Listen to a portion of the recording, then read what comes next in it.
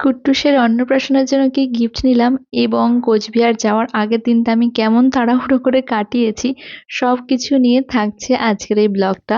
আজ একদম সকাল সকালে তিনজনাতেই ঘুম থেকে উঠে পড়েছিলাম। সোনাই উঠেই তো আমাকে বলল, মা তোমার কি কি কাজ গুছিয়ে দিতে হবে আমাকে বলো, আমি সব করে দেবো। তো ওকে আমি বললাম, পারলে গপুকে ঘুম থেকে উঠিয়ে একটু পুজোটা দিয়ে দে, আর বাকি রান্নার দিকটা ঘর গোছানোর দিকটা আমি সামলে নেবো। সোনাই তো চলে গেল গোপালকে সেবা দিতে, আমিও চলে আসলাম রান্নাঘরে। আর সোনাই ঠাকুরঘরের কাজ সামলাচ্ছে দেখে তাতাইরও ইচ্ছে হলো ও কিছু কাজ করবে। সোনাইকে গিয়ে বলেছিল আমিও তোর সাথে করব, কিন্তু সোনাই কিছুতেই দিল না করতে। তাই ওকে আমি আবার বললাম, তুই ফুল গাছগুলোতে একটু জল দিয়ে দে। আজ তো শনিবার, ঈদের ছুটি রয়েছে, তাই সোনাই তাতাইরও স্কুলে যাওয়ার খুব একটা তাড়া নেই। তবে আমার জানো তো এখনো কিচ্ছু প্যাকিং হয়নি, সেই নিয়ে তো একটু টেনশনে আছি। তার উপরে আবার ওখানে গিয়ে পরবার জন্য একটা ব্লাউজের উপর একটু ডিজাইন করছি। ওটা যাই হোক করে আমাকে আজকের মধ্যেই কমপ্লিট করতে হবে, না হলে ব্যাস সব গেল।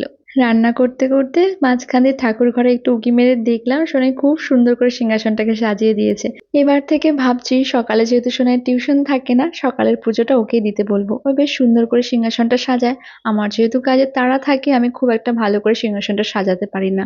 ওইদিকে মামা এসে বলল আমরা চলে গেলে বাবার জন্য মামি খাবার রান্না করে পাঠাবে, তাই ফ্রিজে যা কিছু সবজি মাছ আছে আমাকে আজে কালেই সেগুলোর গতি করতে হবে, নাহলে সব থেকে নষ্ট হয়ে যাবে। আর আজকের লাঞ্চে আমি তৈরি করেছিলাম ডাঁটা আলু আর রসুন দিয়ে একটা চচ্চড়ি মতো, একটু ভেজ মুগ ডাল এবং তার সাথে মাংস। এবং বাবা যেহেতু মাংস খায় না, তার জন্য বাবার জন্য করেছিলাম ইলিশ মাছ ভাজা।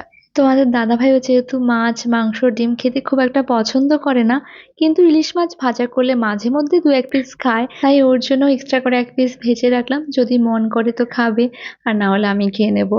আমারও মাংস খেতে খুব একটা ভালো লাগে না। আর এইখানে দেখো পুরো একটা সোফা আমি জামা কাপড় দিয়ে ভর্তি করে রেখেছি, কারণ আমার না একেবারে কিছু সব মনে পড়ে না। তাই গোটা একটা সপ্তাহ জুড়ে যখন যেটার কথা মনে পড়েছে, শাড়ি জুয়েলারি সবকিছু একটা একটা করে সোফাটার উপরে এনে রেখেছি, আজকে সবকিছু প্যাকিং করব। ওইদিকে বোন আবার আমাকে বলেছিল নবদ্বীপ থেকে ওর জন্য দুটো নাইটি নিয়ে যাওয়ার জন্য, কারণ কোচবিহারে তো খুব একটা ভালো নাইটি পাওয়াও যায় না, আর কুট্টুসকে নিয়েও শপিং করতে বেরোতেও পারে না। যার জন্য আমি আবার তনুশ্রীকে ফোন করে বোনের জন্য দুটো এবং আমার জন্য দুটো নাইটি অর্ডার করালাম। আর আমাদের নবদ্বীপের নাইটির কোয়ালিটি তো তোমরা জানোই, ভীষণই ভালো, একদম পিওর কটন। ওদের নিজস্ব নাইটির বিজনেস রয়েছে।